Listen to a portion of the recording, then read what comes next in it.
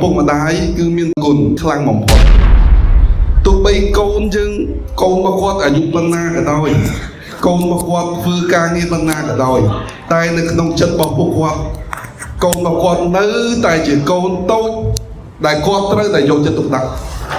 យ៉ាងណាមិញឧទាហរណ៍ខ្ញុំផ្ទាល់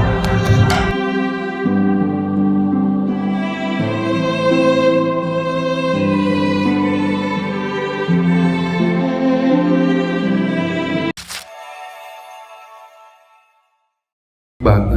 ជាដំបូងអញ្ញាតខ្ញុំបាទសូមគោរពគ្រូសាស្ត្រាចារ្យបណ្ដាសាវកព្រះបណ្ដាអំពូមីងបងដែលជាអាណាព្យាបាលរបស់សិស្សានុសិស្សលោកនាយកសាលាលោកគ្រូអ្នកគ្រូទាំងអស់និងសិស្សានុសិស្សតែមានវត្តមាននៅទីនេះថ្ងៃនេះ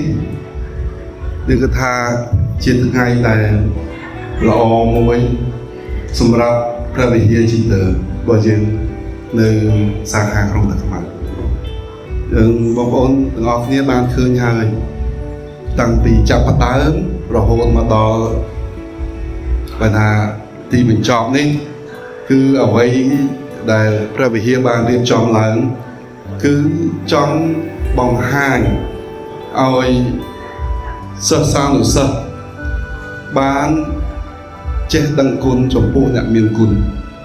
អ្វីដែលសំខាន់បំផុតគឺឲ្យគាត់បានបង្ហាញនៅទង្វើល្អដែលគាត់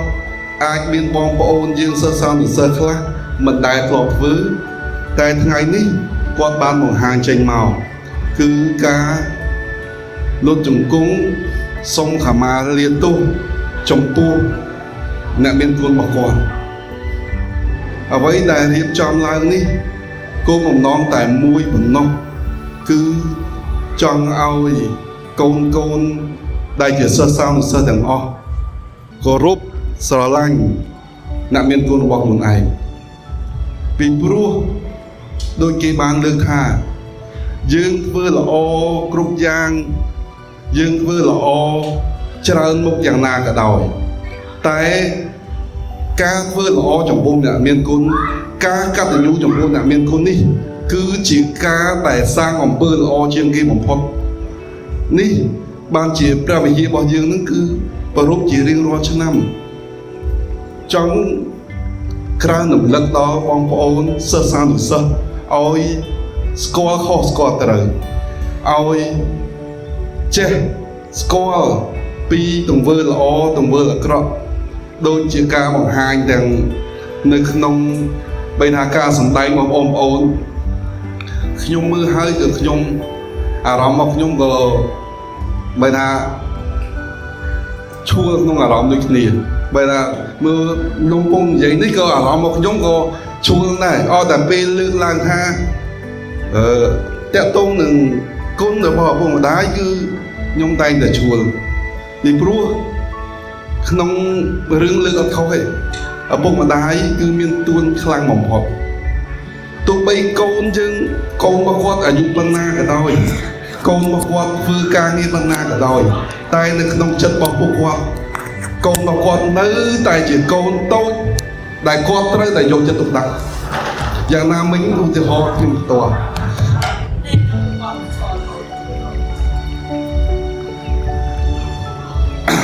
ឲ្យតែពេលខ្ញុំធ្វើការងារធ្វើការដល់យប់ម៉ាក់របស់ខ្ញុំតែនៅខសួរខ្ញុំតែខ្ញុំញ៉ាំបាយនៅ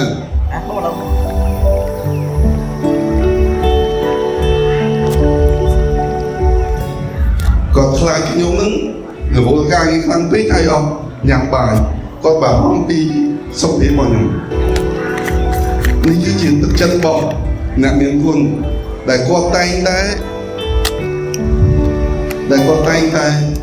គិតដល់កូនចៅរបស់គាត់ទាំងអស់គ្នាអញ្ចឹងជាក្នុងឱកាសថ្ងៃនេះក៏សូមសំណូមពរឲ្យកូនហើយជាជាពិសេសសិស្សានុសិស្សនៅក្នុងវិហាររបស់យើងនេះយើងមិនបែរថាការគោរពឪពុកម្ដាយមិនមែនធ្វើតែក្នុងព្រះវិហារធ្វើថ្ងៃនេះទេ គឺត្រូវតែគោរពជារៀងរហូតដែលរាប់ណាយើងមានឪពុកម្ដាយនៅផ្ទះដូចជាមានទ្រព្យសម្បត្តិធំមួយនៅក្នុងផ្ទះរបស់យើងអញ្ចឹងណាមានបងប្អូនយើងខ្លះក៏មានឪពុកម្ដាយផងអញ្ចឹងហើយសូមបងប្អូនយើងដែលមានឪពុកម្ដាយជាពិសេសឪពុកម្ដាយដែលមានអាយុច្រើនបងប្អូនយើងក៏ដែរដែលគួរតែត្រូវតែមកគោរពដឹងគុណពួកគាត់ហើយនេះជាចំណុចដែលខ្ញុំចង់បង្ហាញដូចក្នុងคลิปវីដេអូដែលចាក់ឲ្យបង្ហាញយ៉ាងម៉េចអញ្ចឹងគឺឃើញបែរថាអ្វីដែលក្នុងคลิปវីដេអូបង្ហាញតាំងពីគាត់ពោពោរហូតដល់គាត់ចាស់ជរាគាត់នៅតែគិតដល់កូនរបស់គាត់ជានិច្ចអញ្ចឹងសូមឲ្យសិស្សសានុសិស្សពីព្រោះថ្ងៃនេះភាគច្រើនឡាស៊ឺសូមផ្ដាំដល់សិស្សសានុសិស្សដោយសារតែដូចជាអង្គពូមីងដែលជាអាណាព្យាបាលបងអាណាព្យាបាលក៏អាយុច្រើនគាត់បានដឹងហើយអញ្ចឹងសូមផ្ដាំឲ្យសិស្សសានុសិស្សត្រូវតែដឹងគុណសងគុណហើយគោរពចំពោះអ្នកមានគុណឲ្យបានច្រើនយ៉ាងណាមិញតកតងនឹងមិញបាននឹងហើយក៏មានគ្រូរបស់យើងដែរបងប្អូនយើងដែលជាសិស្សសានុសិស្សទាំងអស់ក៏ត្រូវចេះដឹងគុណចំពោះលោកគ្រូអ្នកគ្រូដែលបានបង្ហាត់បង្រៀនហើយនឹងអ្នកដែលនៅក្បែរខ្លួនយើងតែល្អយើងត្រូវតែថែរក្សានេះគឺជាអ្វីដែលល្អបំផុតនៅក្នុងជីវិតរបស់មនុស្សម្នាក់ជាពិសេសយើងគឺជាទំពាំងស្នងឫស្សីធ្វើអ្វីដែលល្អប្រតិបត្តិអ្វីដែលល្អផ្ដល់ប្រយោជន៍ជូនដល់សង្គមខ្ញុំឃើញគាត់ថាការសម្ដែងចេញមកคลิปវីដេអូចេញមកមានបាម៉ាក់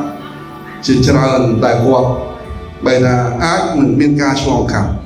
អញ្ចឹងគាត់ក្នុងអារម្មណ៍របស់គាត់ក៏គាត់បែរថាអាចថាស្រោចទឹកភ្នែកដូចគ្នាពីព្រោះអ្នកដែលឆ្លងកាត់គឺដឹងពីការលំបាកនេះអញ្ចឹងសង្ឃឹមថាសិស្សសានុសិស្សទាំងអស់គ្នានឹងខំប្រឹងរៀនសូត្រហើយសងគុណចំពោះអ្នកមានគុណរបស់យើងវិញហើយជាចុងក្រោយមិនមានអីច្រើនទៀតទេដោយសារតែព្រះវិហាររបស់យើងធ្វើនេះគឺចង់បង្ហាញទីមួយអ្វីដែលសំខាន់គឺចង់ឲ្យអង្គពុំមីងបងប្អូនដែលជាអាណាព្យាបាលបងសិស្សសាស្ត្រនិងព្រះវិហាររបស់យើងបានមកជួបជុំគ្នាក្នុងព្រះវិហារដូចជាគ្រួសារតែមួយដូចក្នុងគ្រូសិស្សចាបានលើកពីបើអញ្ចឹងថាយើងមានម្ដាយដើមមួយគឺព្រះបពិវិតាអញ្ចឹងទោះបីជាយើងបច្ចុប្បន្នគឺនៅរស់គ្រួសារផ្សេងគ្នាតែយើងហ៊ានដើមតែមួយអញ្ចឹងយើងគឺជាគ្រួសារមួយអញ្ចឹងអ្វីដែលបង្ហាញថ្ងៃនេះចង់ឲ្យបែរថាសិស្សសានុសិស្សបានយល់ដឹងហើយក៏ឲ្យបងប្អូនជាអាណាព្យាបាលរបស់សានុសិស្សបានមកជួបជុំបានមកមើលនឹងការសម្ដែងការទង្វើអ្វីដែលកូនរបស់យើងធ្វើល្អឲ្យបានថាមកព្រះវិហារគឺយើងមិនត្រឹមតែបង្រៀនទីភាសាចិនទេគឺយើងព្យាយាមព្រៀនបដៅគាត់តាក់ទងនឹងសិលធម៌សុជីវធម៌ក្នុងសង្គមផងដែរចឹងជាចុងក្រោយនេះសូមគោរពជូនពរគ្រូសិស្សចាបណ្ដាសាវកព្រះអង្គភូមិ